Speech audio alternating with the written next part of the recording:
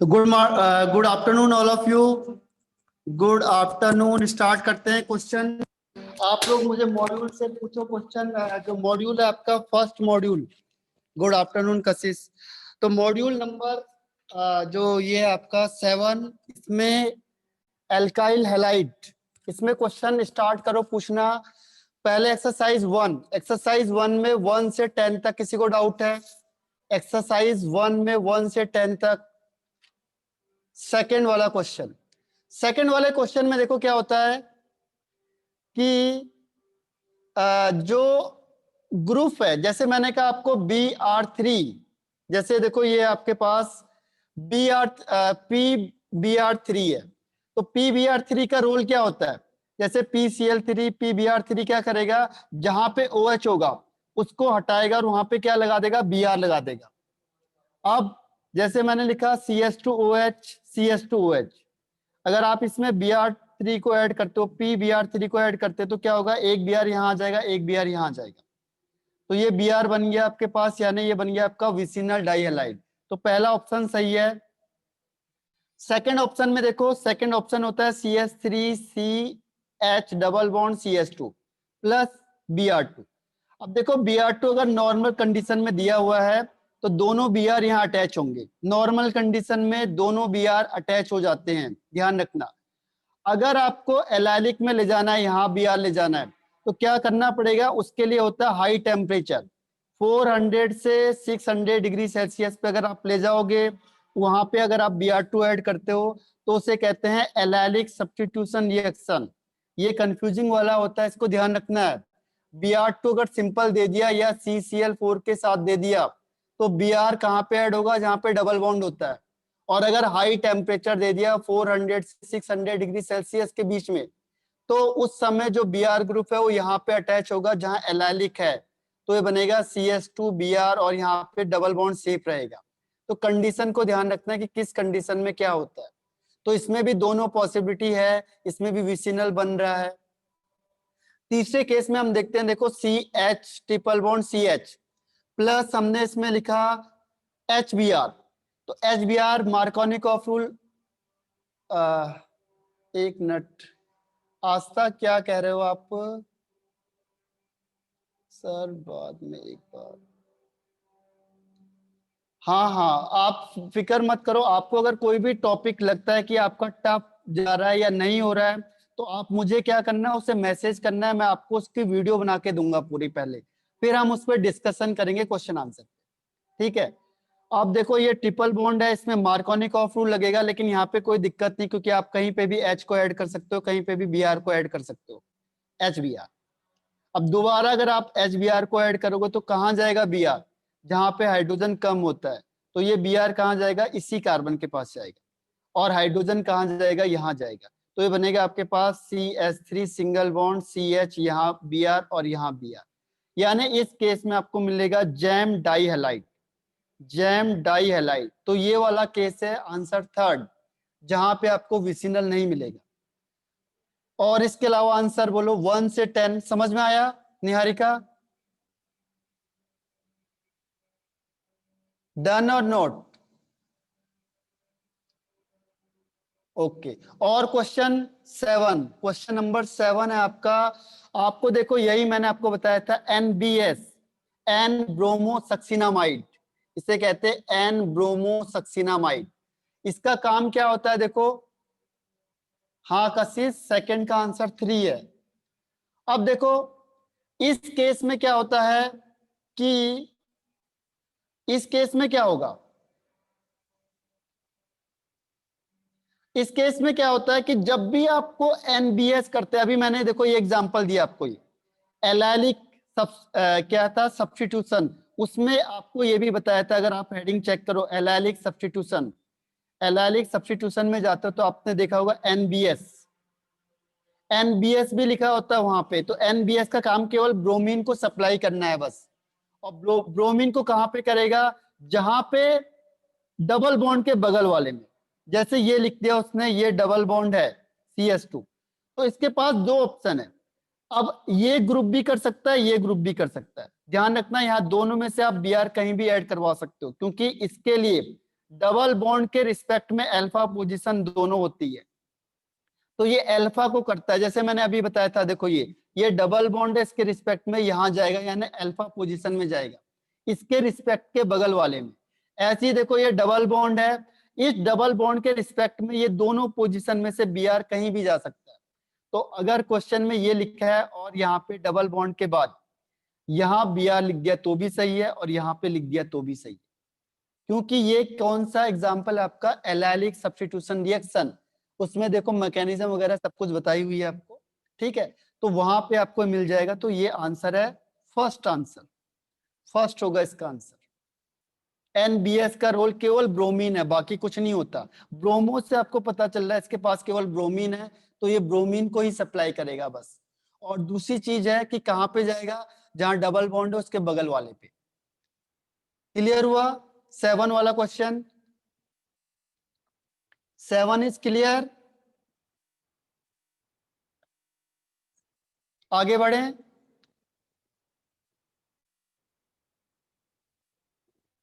Okay,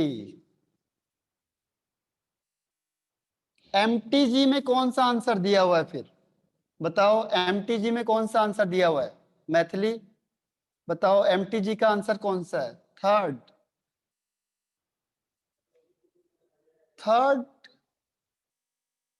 third नहीं हो सकता है, सिलेक्टिव ब्रोमिनेशन।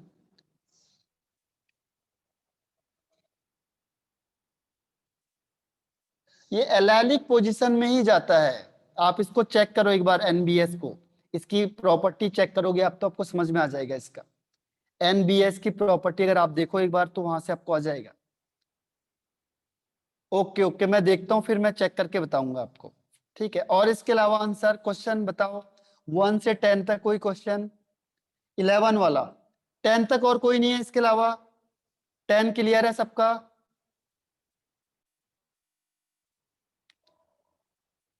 अच्छा ठीक है। कशिश third answer, question third.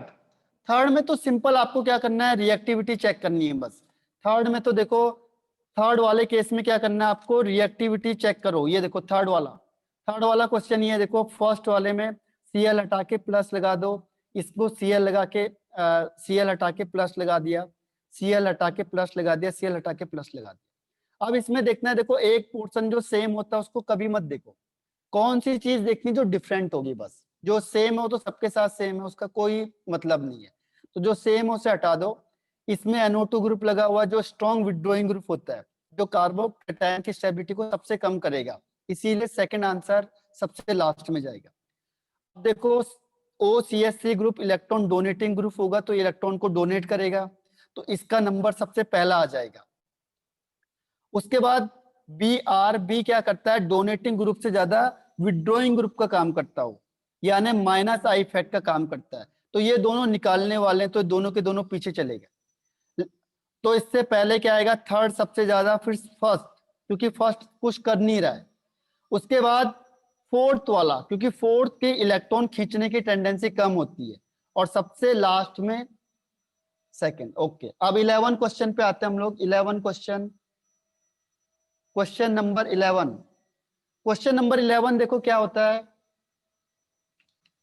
Question number 11 में क्या है कि आपको रिएक्शन दी हुई है, एक्चुअल में ये रिएक्शन है एमाइन चैप्टर की, आपने एमाइन में भी पढ़ोगे इसे। इसमें क्या होता है, C2H5Br। अगर मुझे Br से KCN लाना है, KCN लाओगे, ये रिएक्शन पढ़ी आपने, तो यहाँ पे बनता है C2H5Cn। Cn का मतलब C ट्रिपल बॉन्ड N, ठीक है, ये दिख रहा होगा अब आपको, C ट्रिपल बॉन्ड N। अब इस Cn से हम बहुत सारे कंपाउंड बनाते हैं, लेकिन क्वेश्चन ये होता है कि ये आपका एमाइन वाले चैप्टर में बहुत ज्यादा आता है, तो ये इस चैप्टर का रिलेटेड नहीं है, लेकिन एक बार फिर से आपको बता देता हूँ। जब भी आप इसका अगर रिडक्शन करते हो LiAlH4 की प्रेजेंस, यानी रिड्यूसिंग एजेंट को यूज करेंगे, तो सीधा सा कॉमन सा बात है, देखो यहाँ पे भी हाइड्रोजन अटैच हो जाएगा, यहाँ पे भी हाइड्रोजन अटैच हो जाएगा, तो ये बनता है आपका C2H5CH2NH2, यानी बन गया आपका एमाइन। तो एमाइन बन गया आपका, तो एमाइन की प्रिपरेशन एक्चुअल में ये, तो एमाइन बना आपका साइनाइड से, और साइनाइड से Br से। तो ये आपकी कौन सा इंटरमीडिएट यूज किया हमने, KCN और LiAlH4, ये दो हमने इंटरमीडिएट यूज किए। वैसे ही एमाइन चैप्टर का, इसीलिए तो मैं चाहता हूं कि जल्दी से हम सारा करेंगे, क्योंकि इसमें आपको दिक्कत इसीलिए आ रही है क्योंकि अलग अलग चैप्टर से रिलेटेड हो गए। अगर मैं एक ही चैप्टर में बता दूंगा तो एक ही चैप्टर में सारे चैप्टर इंक्लूड हो जाएंगे, क्योंकि एक से हम सब चीज बना सकते हैं। तो हम क्या करते हैं, लिमिटेड करते हैं, आधा एक में डाला आधा एक में डाला तो ज्यादा नहीं होता है, ये रीजन है इसका। और इसके अलावा question number 12, question 12, okay. Question 12 देखो, अभी आप लोगों ने जिसने ईथर वाला चैप्टर देखा है, देखो ईथर वाला, ईथर में मेथड ऑफ प्रिपरेशन है, ईथर की मेथड ऑफ प्रिपरेशन है। ये देखो, ये जैसे मैंने C2H5 डाला हुआ है, क्या होगा देखो, यहाँ से H निकलेगा, ये H प्लस होता है, I माइनस होता है, तो यहाँ से HI बाहर हो जाएगा, और इसमें ये प्लस होगा और ये माइनस होता है, तो ये ग्रुप यहाँ लग जाएगा। इसको तोड़ना मुश्किल होता है, आपको पहले बताया था, ये टूटता नहीं है, तो ये यहां से टूटेगा और ये बनता है ईथर, ये आपको बन जाएगा ईथर। ये अभी आपने जिसने ये लास्ट वाला लेक्चर देखा होगा मेरा ईथर वाला, तो उसमें ये ईथर की प्रिपरेशन में दिखा होगा आपको, ये C2H5 के साथ अगर हम रिएक्शन करेंगे तो ये ईथर बन जाता है। ठीक है, तो ये है method of preparation of ether.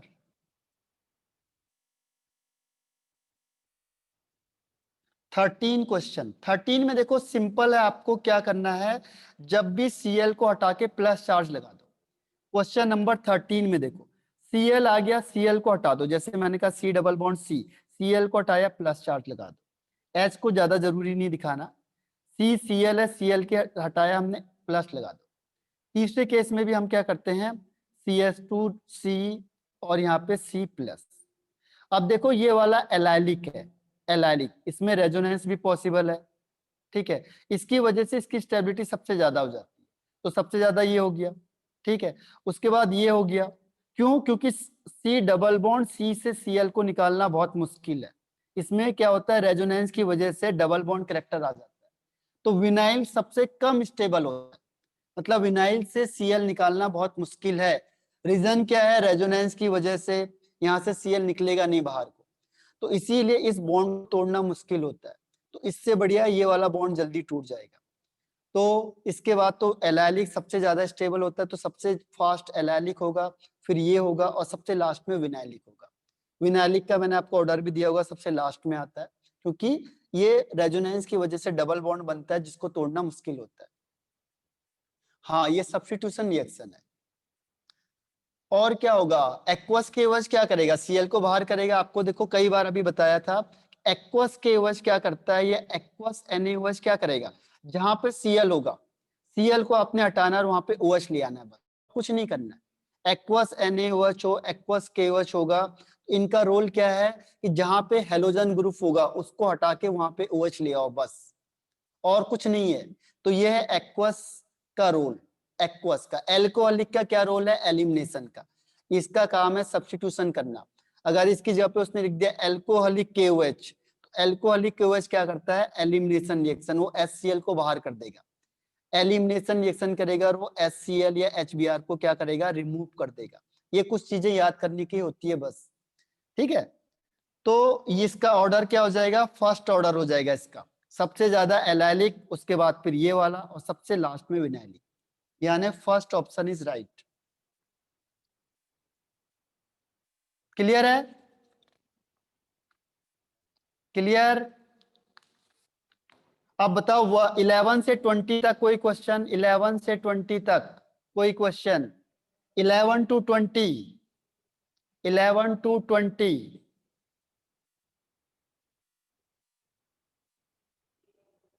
11 to 20, 18 question. 18 question में फिर वही आ गया ईथर का। अभी देखो, जिसने ईथर वाला चैप्टर पढ़ा होगा ना, वो इससे भी कर देगा, आपकी उसमें भी है। हाँ, SN1 SN2 होता है, एक्वस में एक्चुअल में पानी होता है, पानी के कंडीशन में दोनों चीज फेवर कर जाता है, SN2 को भी हम प्रेफर कर लेते हैं। SN2 के केस में भी यही होता है, एलाइलिक का आपको बताया था मैंने, SN1 हो या SN2 होगा, एलाइलिक वाला ज्यादा होता है। कुछ ऐसी कंडीशन होती है जहां पे SN1 और SN2 की रिएक्शन दोनों की सेम होती है, और इन दोनों में अगर आप कंपेयर करोगे तो इससे Cl को निकालना वैसे भी मुश्किल है, तो यही वाला ऑप्शन होगा। ठीक है, अब देखो 18 वाले क्वेश्चन में जिसने ईथर वाला भी चैप्टर पढ़ा होगा, ईथर में फिर मैंने यही बताया हुआ, देखो एल्काइल हैलाइड हो गया, एल्काइल हैलाइड के 2 मॉलिक्यूल ले लो आप, इसको अगर मैं डालता हूं Ag2O में, तो यहाँ से AgCl बाहर हो जाएगा, AgBr AgCl बाहर होगा, और ये R और ये R दोनों क्या होंगे, कंबाइंड हो जाएंगे। ये अगर जिसने अभी ईथर वाला चैप्टर लिखा होगा या देखा होगा, वो देखोगे आपके मेथड ऑफ प्रिपरेशन और आपके स्टेट बोर्ड में भी ये वाला है, ROR। ईथर बनाने के लिए हम क्या करते हैं, एल्काइल हैलाइड में Ag2O डालेंगे तो ईथर बन जाता है। ठीक है, ड्राई Ag2O डालेंगे तो ईथर बनता है। ये method of preparation of ether है। मैंने आपको बताया था ना, ये चैप्टर कई चैप्टरों का मिक्सचर आएगा, क्योंकि ये स्टार्टिंग है। धीरे धीरे करके आप तभी जल्दी से सारा कोर्स खत्म करोगे आप, उसके बाद फिर आप देखोगे तो आपको अच्छा लगेगा, क्योंकि सारे एक दूसरे से मिलते जुलते हैं। 17 क्वेश्चन में देखो SN2 मैकेनिज्म पूछा हुआ है। अब SN2 के बारे में हम क्या जानते हैं, SN2 के बारे में हम ये जानते हैं कि प्राइमरी सबसे ज्यादा होता है, फिर सेकेंडरी, फिर टर्सरी। दूसरी चीज स्टेरिक हिंड्रेंस पे ज्यादा डिपेंड करता है। स्टेरिक हिंड्रेंस जितना ज्यादा होगा उतना SN2 कम हो जाएगा। स्टेरिक हिंड्रेंस और ये वाला ऑर्डर, स्टेरिक को हम ज्यादा प्रेफरेंस देते हैं। रीजन क्या है उसका, कि सपोज कोई एक प्राइमरी है लेकिन वहां पे कोई चीज अटैक ही नहीं कर पा रहा है, तो भी कोई फायदा नहीं होगा उसका। क्यों नहीं होगा, क्योंकि स्टेरिक हिंड्रेंस है। SN2 में क्या करता है, कोई भी न्यूक्लियोफाइल अटैक करेगा तो उस कार्बन पे करेगा जहां प्लस वो चार्ज है, जहां पे कोई लिविंग ग्रुप लगा हुआ है। और अगर इस लिविंग ग्रुप तक हम पहुंच ही नहीं पा रहे तो फिर फायदा होगा नहीं कुछ भी। ठीक है, तो हम केवल क्या चेक करते हैं, स्टेरिक हिंड्रेंस को ज्यादा और ऑर्डर को। अब देखो ऑर्डर को चेक करोगे आप यहाँ पे, तो यहाँ पे पहले वाले केस में देखो, फर्स्ट वाले केस में ये टर्सरी है। देखो इस Br को हटाएंगे हम तो ये टर्सरी बनेगा, ये तो हटा दो आप, टर्सरी तो होता नहीं है। यहाँ पे भी देखो CH3 होल थ्राइस C, ये भी टर्सरी है, ये भी हटा दो आप। उसके बाद ये और ये दोनों क्या है, सेकेंडरी है। अब सेकेंडरी कभी भी आएगा आपके पास, SN1 SN2 में हम देखते हैं बेस। ध्यान रखना SN2 अभी भी मैंने जो एक बार बताया होगा आपको, SN1 SN2 में हम देखेंगे बेस। अगर स्ट्रॉन्ग बेस होगा, स्ट्रॉन्ग बेस, तो वो फेवर करता है SN2 को, और अगर वीक बेस होगा, हाँ S2 है तो SN2 को ही प्रेफर करेंगे। हाँ सही कह रहा है दिव्यांग। तो इसमें क्या होगा, SN2 को तो यहाँ पे जो हमने लिया था वो लिया था C2H5ONa, ये आपका है C2H5CONa, ये आपका क्या होता है COO, ये आपका स्ट्रॉन्ग बेस होता है। तो स्ट्रॉन्ग बेस होने की वजह से जो रिएक्शन SN2 मैकेनिज्म होगी वो थर्ड की ज्यादा होगी स्ट्रॉन्ग बेस की वजह से। तो ये बेसिसिटी एक बार आप देखो जिसमें लिखाया हुआ है मैंने, नहीं तो मैं अब इसके बाद आपको फिर एक एक टॉपिक करके दूंगा, जैसे न्यूक्लियोफिलिसिटी का, बेसिसिटी का, जिसमें आपको जो प्रीवियस के हैं वो फिर से रिवीजन होंगे एक बार दोबारा। तो इसके खत्म होने के बाद फिर ये दोबारा रिवाइज होगा सारा, 1 2 3 टाइम्स जाएंगे हम कम से कम। टारगेट तो मेरा है कि हम 4 टाइम्स रिवाइज करेंगे ओवरऑल। तो उसमें आपको कोई क्वेश्चन बचेगा नहीं ऐसा जो आपने ना किया हो। अभी आपको एक टेस्ट करना है एक्सपेरिमेंट कि हमें कितना आता है। तो एक बार, दो बार, 3 बार होने के बाद आपको ऑटोमेटिकली सब एक जैसे लगेंगे, कोई ज्यादा डिफरेंस नहीं लगता है। इसके बाद बताओ क्वेश्चन नंबर 20 तक तो कोई है नहीं। अब 21 से 30 तक को देखो, पूरा ही देखो, एक्सरसाइज 1 पूरी, एक्सरसाइज 1 पूरी। तो 23 एंड 24, ओके 23 देखते हैं। देखो अब 23, जिसको 22 आ गया वो 23 भी आ जाएगा। अब देखो वो कह रहा है कि 23 में क्या होता है, देखो वो कह रहा है एक रिएक्शन दे दी हमने, इसमें C के 3 है, H6 है, Cl2 है। ठीक है, अब हम उसे एक्वस में ले जाएंगे, एक्वस KOH में, एक्वस KOH में ले जाएंगे और हमें क्या मिलता है, एसीटोन मिलेगा। एसीटोन का मतलब CH3 C double bond OCH3। ठीक है, और यहाँ पे देखो हमारे पास 3 C है और यहाँ पे मुझे 3 C मिलेंगे। यानी कि अब मेरे पास कंपाउंड कैसा होना चाहिए, एक्वस KOH का काम क्या होता है, आपको पता है कि एक्वस केवस क्या करेगा, जहां पे भी सीएल होगा उसको सीएल से बड़ी दुश्मनी है, वो सीएल को हटाएगा जाके, बस बाकी कुछ नहीं करता वो जहां पे सीएल देखेगा एक्वस का, मैंने आपको कई बार देखो रिपीट हो रहा है।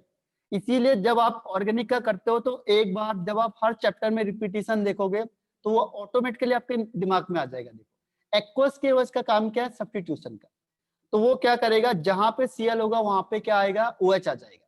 तो अब हमने देखा कि सीएल कहाँ पे लगाना है हमने, ताकि ये हमें CO मिल जाए। तो इसके लिए मुझे सीएल कहाँ पे लगाने हैं, दोनों के दोनों मिडिल में लगाने पड़ेंगे। मिडिल में क्यों लगाने हैं, देखो जैसे मैं इसमें एक्वस केवस डालूंगा, ये जहां पे सीएल है वहां पे OH आ जाएगा बस। तो क्या होगा, देखो यहाँ पे यहाँ पे OH आ गया और यहाँ पे OH आ गया। अब आपको पता है कि देखो एक सी में 2 OH हाईली अनस्टेबल होते हैं। रीजन क्या है, ये ऑक्सीजन हाईली इलेक्ट्रोनेगेटिव होता है, इलेक्ट्रॉन को अपनी तरफ खींचेगा। तो इससे कभी भी ध्यान रखना, A to Z शुरू से लेकर लास्ट तक में एक ही फंडा है बस, ये H2O ग्रुप निकल जाता है। H2O ग्रुप निकलेगा तो क्या बचेगा, C डबल बॉन्ड O ही बचेगा केवल, यानी क्या बन जाएगा, एसीटोन बन जाएगा आपके पास। बाकी सब कुछ सेम है और कोई चेंज नहीं करना है। तो हमारे पास कौन सा कंपाउंड रहा होगा, वो ये वाला कंपाउंड रहा होगा। तो इसमें जो भी आपको मिडिल वाला देता है उसका रोल देखा जाता है कि इसका काम क्या है, उसके अकॉर्डिंग हम काम करते हैं। ठीक है, तो ये कंपाउंड कौन सा है, ये कंपाउंड है 1 2 3 यानी 2 डाइक्लोरोप्रोपेन। तो this is the answer of 23। समझ में आ गया सबको, ये दोबारा बताऊं इसे, यस या नो, वाई या एन लिख दो। Clear, okay. अब 24 क्वेश्चन में आते हैं। देखो 24 क्वेश्चन में आप अगर ऑर्गेनिक केमिस्ट्री को पढ़ते जाओगे ना, तुम्हें ऑटोमेटिकली याद हो जाएगा, क्योंकि कई बार रिपीटिशन होगा। मैंने आपको पहले भी बोला है, बहुत सारी चीजें बार बार रिपीट होगी। जैसे SN1 SN2 एक बार आपने पढ़ा हुआ है, फिर ये 10 बार आएंगी। आप उसे पढ़ते जाओगे तो खुद याद हो जाएगा। तो सबसे अच्छा फंडा क्या है कि क्वेश्चन आंसर ज्यादा से ज्यादा करो।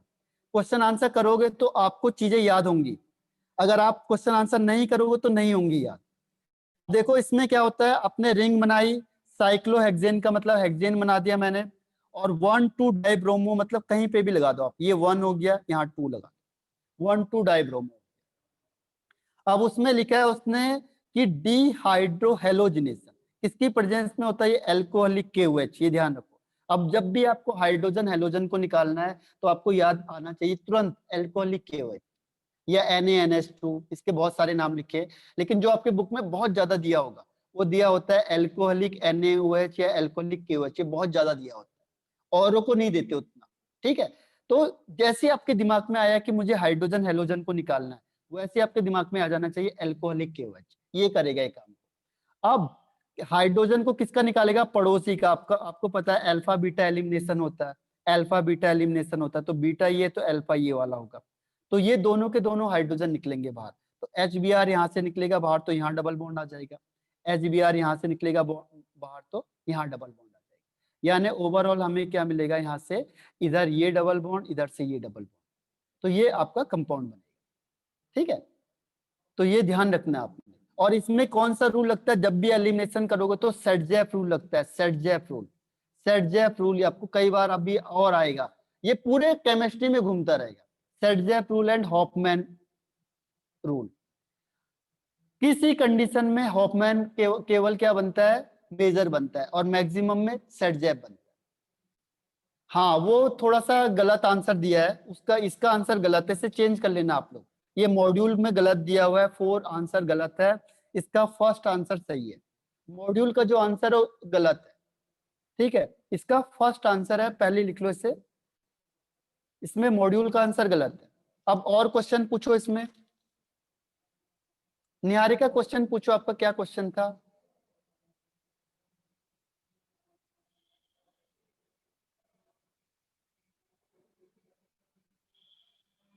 अच्छा कुछ नहीं था, कोई बात नहीं, ये भी बहुत बड़ा क्वेश्चन होता है। अब बताओ एक्सरसाइज 1 में कोई डाउट किसी को, एक्सरसाइज 1 में किसी को कोई डाउट। एक्सरसाइज 1 में किसी को कोई डाउट नहीं है ना, नो डाउट, वेरी गुड। अब आ जाओ एक्सरसाइज 2 में। देखो हमारा पहला कॉन्सेप्ट क्या होगा कि पहले हम एक्सरसाइज को करेंगे 1 से 2 टाइम्स, ताकि आपके पक्के हो जाए। उसके बाद मैं आपको क्या करूंगा, हर बार एक्सरसाइज दूंगा जिसमें क्वेश्चन होंगे, क्योंकि देखो आप क्वेश्चन करोगे तो आपको चीजें याद होती चली जाएंगी, अपने आप आपको क्या होंगे, चीजें याद होंगी। 10 बार आप पढ़ो कि एलिमिनेशन कौन कर रहा है, एचबीआर कर रहा है, एल्कोहलिक कर रहा है, पढ़ते जाओ सुनते जाओ पढ़ते जाओ, वही रिपीट हो रहा है, तो आपको क्या होगा, ऑटोमेटिकली सब चीजें याद हो जाएंगी। और उसे लिख के करो बस। दूसरी चीज तभी मैंने आपको रिटर्न में मंगाया कि आप लिख के करो। ठीक है, अब बताओ एक्सरसाइज सेकंड में डाउट, क्वेश्चन नंबर 1 से 10 तक किसी को कोई प्रॉब्लम? क्वेश्चन नंबर 1 से 10, 4 क्वेश्चन। 4 क्वेश्चन वो कह रहा है कि इन्वर्जन ऑफ कॉन्फ़िगरेशन। अब देखो इन्वर्जन ऑफ कॉन्फ़िगरेशन किस में होता है? हाँ ओके निहारिका, पहले क्वेश्चन नंबर 4 में आ जाओ। देखो इन्वर्जन ऑफ कॉन्फ़िगरेशन का तो बहुत क्लियर कट आंसर है कि इन्वर्जन किस केस में होता है, इसको तो सोचना ही नहीं है। हाँ कशिश बिल्कुल सही है। जब भी आपको मैंने कहा था इन्वर्जन ऑफ कॉन्फ़िगरेशन आएगा, इन्वर्जन हमारे पास एक ही स्टेप है। इन्वर्जन किस केस में होता है? SN2 के केस में। SN1 में दोनों तरफ हो सकता है।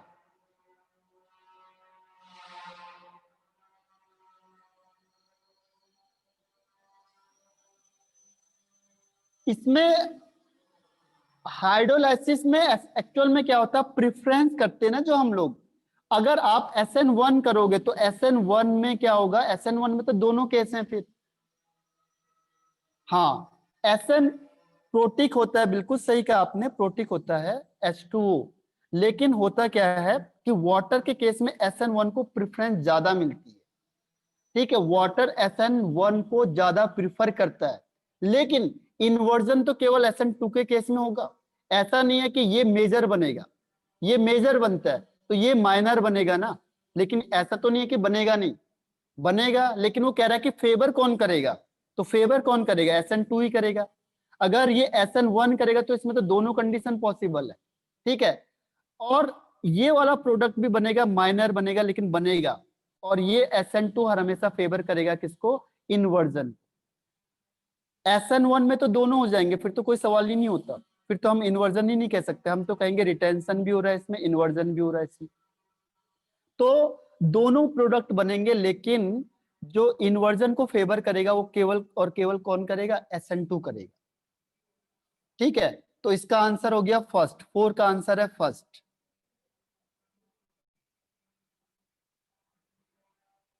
समझ में आ गया?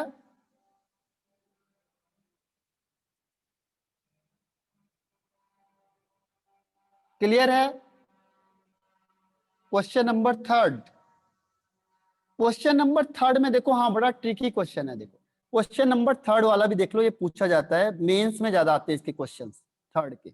इसमें क्या कहता है, देखो SN1 मैकेनिज्म है, तो SN1 आपको पता है। देखो अब ये चीज आ गई फिर दोबारा कि रेट ऑफ रिएक्शन किस पे डिपेंड करेगा SN1 में। SN1 में रेट ऑफ रिएक्शन केवल किस पे डिपेंड करता है, सबस्ट्रेट पे, इसमें बेस पे डिपेंड नहीं करता, जबकि SN2 में दोनों पे करता है। अब वो कह रहा है कि अगर मैंने इसकी कंसंट्रेशन डबल कर दी, अब सपोज करूं इसे x मान लो, तो ये बन गया आपके पास KX इज इक्वल टू, आपने केमिकल काइनेटिक्स में पढ़ा होगा। अब मैंने इसकी कंसंट्रेशन डबल कर दी, तो क्या कर दिया अब आपने, 2x कर दिया। कंसंट्रेशन डबल कर दी तो रेट ऑफ रिएक्शन कितना हो जाएगा, बताओ? अगर मैंने इसको क्या कर दिया, डबल कर दिया, कंसंट्रेशन बढ़ा दी, तो रेट ऑफ रिएक्शन कितनी हो जाएगी, 2 टाइम्स। हाँ बिल्कुल, ये केमिकल काइनेटिक्स लगाना है आपने। अब वो क्वेश्चन को घुमा के देता है कई बार, वो देता है कि SN2 मैकेनिज्म है, SN2 मैकेनिज्म में जो रेट ऑफ रिएक्शन है वो सबस्ट्रेट पे और बेस दोनों पे डिपेंड करती है। अब वो कहेगा कि मैंने इसको भी डबल कर दिया, मैंने इसको भी डबल कर दिया, तो बताओ रेट ऑफ रिएक्शन क्या होगा। हाँ दिव्यांग बिल्कुल सही कहा आपने। तो यहाँ पे क्या हो गया, केमिकल काइनेटिक्स वाला फैक्टर लग गया कि ये 2 तो 2 इंटू 2 4, तो इसीलिए इसको ध्यान रखना है कि SN1 SN2 में क्या पूछा हुआ है, तो इसका आंसर हो गया 2 टाइम्स। और इसके अलावा कोई क्वेश्चन, 1 से 10 तक कोई क्वेश्चन नहीं है किसी का, 1 से 10 तक कोई क्वेश्चन नहीं है। 6 वाला क्वेश्चन, 6 में वो कह रहा है कि which of the following reaction is SN2AR। अब देखो SN2AR, मैंने कहा था कि जो सब्स्टिट्यूशन रिएक्शन अगर एरोमेटिक करता है तो ये एरोमेटिक जनरली करता नहीं है, लेकिन किसी एक कंडीशन में कर लेता है, एक आध कंडीशन है। वो किसी को पता है? हाँ निरंजन, बिल्कुल सही कहा आपने कि जिसमें स्ट्रॉन्ग विड्रॉइंग ग्रुप लगा होगा बस वही करता है। तो आप सीधी सी देखो इसमें किसमें स्ट्रॉन्ग विड्रॉइंग ग्रुप लगा हुआ है। SN2 जनरली सॉल्व नहीं होता, SN एरोमेटिक, लेकिन एक कंडीशन है केवल, अगर उसमें स्ट्रॉन्ग विड्रॉइंग ग्रुप लगा होगा। अब सीधा सा आंसर है देखो। हाँ वेरी गुड, तो देख के ही पता चल रहा है एकदम से। हीटिंग है तो वो एंडोथर्मिक हुआ, पर SN2 तो हाँ, लेकिन हीटिंग देते हैं ना हम, टेम्परेचर देते हैं हम, हाई प्रेशर देते हैं, ड्रास्टिक कंडीशन अप्लाई करते हैं। मतलब ये रिएक्शन नॉर्मल कंडीशन में नहीं होती है, ऑर्डिनरी कंडीशन में ये रिएक्शन नहीं होती है। क्योंकि रीजन क्या बताया आपको कि रीजन वही है कि ये बॉन्ड स्ट्रांग होता है। देखो इस बॉन्ड को तोड़ना बहुत मुश्किल है, रेजोनेंस की वजह से, डबल बॉन्ड कैरेक्टर होने की वजह से। तो फिर क्या होता है, कुछ सपोर्ट कौन करेंगे, जो इलेक्ट्रॉन विड्रॉइंग ग्रुप होते हैं। ये इलेक्ट्रॉन विड्रॉइंग ग्रुप क्या करेंगे, यहां से खींचेंगे, तो ये इस बॉन्ड को वीक बनाएंगे। क्योंकि ये इलेक्ट्रॉन खींचेगा तो क्या होगा, ये वीक बनेगा बॉन्ड, तो ये जल्दी टूट जाएगा। फिर जो डबल बॉन्ड यहाँ की तरफ जा रहा था वो इसने खींच दिया। जैसे जैसे आप विड्रॉइंग ग्रुप को लगाओगे ज्यादा, उसने खींचा, लेकिन तब भी काम नहीं बनेगा। फिर भी आपको क्या करना पड़ेगा, हाई प्रेशर देना पड़ेगा, हाई टेम्परेचर देना पड़ेगा। मतलब कंडीशन को आपको डेवलप करना पड़ेगा, तब जाके रिएक्शन होगी। नॉर्मल कंडीशन में ये रिएक्शन पॉसिबल नहीं होती है। ये रीजन है इसका। तो देखो ये तो क्लियर दिख के पता चल गया हमारा थर्ड आंसर। ठीक है, तो 1 से 10 तक कोई डाउट नहीं किसी को। अब आ जाओ 11 से 20 तक में कोई डाउट? 11 से 20 तक ओके। हाँ 8 एंड 11। 8 का तो आंसर बहुत सिंपल है, 8 में तो कुछ सोचना ही नहीं है। देखो 8 का तो मैंने कहा आपको थोड़ा सा आपको याद रखना पड़ेगा। ग्लाइकोल का मतलब क्या होता है, ग्लाइकोल का मतलब जब एडजेसेंट कंडीशन में OH लगते हैं। इथाइलिन का मतलब 2 C हैं, ग्लाइकोल का मतलब 2 OH लगे हुए। अब जब भी आप PCl3 PCl5, आपको क्या बताया मैंने, चाहे PCl3 हो, PCl5 हो, SOCl2 हो, इनका काम क्या है? इनका काम ये है कि जहां पे OH होगा उसे हटाओ। ये OH को नहीं देख सकते बिल्कुल भी, इनकी OH से दुश्मनी है बहुत भयंकर। ये कहते हैं जहां पे भी OH दिखेगा हम तो हटाएंगे उसे। तो ये क्या करते हैं, जहां पे OH है वहां पे हटा के Cl लगा, यहां से हटा के Cl लगा देंगे, बस ये कंपाउंड बन गया। इनका रोल ध्यान रखो बस। इसका काम क्या होता है कि जहां पे OH देखेगा उसे बर्दाश्त नहीं कर पाता है और इसे तुरंत हटाएगा। सब्स्टिट्यूशन रिएक्शन, SN2 मैकेनिज्म पीछे जाता है, लेकिन कई बार हम इन्वर्जन में दिखाते नहीं है, जनरल रिएक्शन में। जब स्टीरियो वाला आता है, जब वो दिखाता है कि ये कहाँ जाना चाहिए, वहां पे हम इसे मेंशन करते हैं। यहाँ पे जनरली नाम लिखा हुआ है तो हम कोई ज्यादा गौर नहीं करते। अदरवाइज ये क्या है, SN2 मैकेनिज्म होती है। हाँ सही है, ठीक है, अब समझ में आ गया। अब 11 में आते हैं हम लोग। देखो 11 में, 11 की रिएक्शन को देखो, ये एक नेम रिएक्शन है। कोई बता सकता है ये नेम रिएक्शन? नेम रिएक्शन बहुत ज्यादा इंपॉर्टेंट होते हैं। बोर्ड लेवल में कभी भी पहले नेम रिएक्शन पूरे याद करके जाओ, क्योंकि नेम रिएक्शन की परसेंटेज बोर्ड में हो या इसमें हो, नीट में हो। हाँ मैथिली बिल्कुल सही, नीट हो या आपका बोर्ड लेवल हो, आप देखोगे जितने क्वेश्चन पूछे हुए हैं उसमें से, हाँ निरंजन बिल्कुल सही है, आप देखोगे कि जो 70% क्वेश्चन नेम रिएक्शन से आते हैं। मतलब उसमें नेम रिएक्शन का नाम नहीं होगा, लेकिन जो क्वेश्चन आएंगे तो इसलिए नेम रिएक्शन को हम एक साथ सब लिख देना, मैं आपको लिखवा दूंगा। ठीक, सबने सही बताया, हुन्स डिकर रिएक्शन। ठीक है, हुन्स डिकर रिएक्शन क्या होती है? हुन्स डिकर, ये एस कौन है? एस का पूरा नाम बताना क्या है? ये S, S, who is S?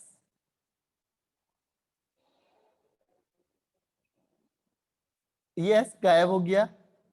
नाम बताने के बजाय वो गायब ही हो गया, बताओ। अब देखो होता क्या है इसमें कि, अच्छा सुबोध है, ओके, ये तो खुद गायब हो गया, नाम बता देता अपना। अब देखो इसमें हुन्स डिकर रिएक्शन की मैकेनिज्म में क्या होता है, मैकेनिज्म आपको पता होगी, क्योंकि जब भी आपको रेट ऑफ रिएक्शन पता करनी है ना, तो उसकी मैकेनिज्म देखो ज्यादातर। तो मैकेनिज्म में क्या होता है, एक बार इसको बुक में दिखा देता हूँ आपको मैं, कि इसमें जनरली ये रियलिस्टिक में नहीं चलती है, मतलब ये जो अप टू मार्क है उसे फॉलो नहीं करती है। दूसरा, हुन्स डिकर रिएक्शन ओनली जनरली होती है बोरोन के लिए, बस ब्रोमीन के लिए, सॉरी, इसमें केवल ब्रोमीन ही ऐड होता है, आयोडीन या क्लोरीन या फ्लोरीन वगैरह ऐड नहीं होते, ध्यान रखना। तो इसमें हम क्या करते हैं, carboxylic acid of sulphur potassium या उसे लेते हैं। तो यहाँ पे ये इनडायरेक्ट रिएक्शन होती है। ये देखो, ये आपके बुक में है पहले से ही कि जो COAG है, इसको हमने X2 के साथ रिएक्शन कराई, इसमें Cl2 या Br2 लिखा हुआ है, लेकिन ये Br2 को प्रिफर करता है। देखो ये कहता है कि Br2 को तोड़ना आसान है, तो इसमें ध्यान रखना Br2 Br के लिए ही बेटर है, बस ये Cl के लिए भी बेटर नहीं है, बाकी और की रिएक्शन नहीं देता। तो हुंस दिकर को आप समझ जाओगे कि silver salt of carboxylic acid में हमने Br2 ऐड करेंगे CCl के पोर्स में, तो केवल Br को ही प्रिफर करता है, बाकी नहीं करता। इसमें जो ऑर्डर होता है, इसमें देखो प्राइमरी सबसे ज्यादा होता है, फिर सेकेंडरी होता है, फिर टर्सरी होता है। क्योंकि इसमें डायरेक्ट रिएक्शन नहीं होती, इनडायरेक्ट होती है। पहले ये टूटेगा और ये इसके साथ रिएक्शन करेगा तो AgX बाहर हो जाता है और ये बनता है। इसके बाद फिर ये जैसे आपने फ्री रेडिकल में किया था, ये दोनों टूटा फ्री रेडिकल, फिर यहाँ से CO2 बाहर हो जाता है और ये आपका फ्री रेडिकल बनता है। तो इसमें क्राउडेड की वजह से प्राइमरी को प्रेफरेंस देते हैं। अच्छा, सरदेश है, ओके। तो इसमें प्राइमरी को प्रेफरेंस दिया जाता है, फिर सेकेंडरी को और फिर टर्सरी को। हाँ, फ्री रेडिकल अरेंजमेंट होता है, लेकिन यहाँ पे थोड़ा इसका केस अलग है। इसमें देखो ये लिखा हुआ है the mechanism is uncertain but probability, क्योंकि इसमें कोई चीज फिक्स ज्यादातर नहीं है, तो ये एक्सपेरिमेंटल बेस ज्यादा है। ठीक है, इसीलिए इसमें जो प्राइमरी है, सेकेंडरी, टर्सरी, तो ध्यान रखना हूंट पिकर में प्राइमरी ज्यादा होगा, फिर सेकेंडरी होगा, फिर टर्सरी होगा।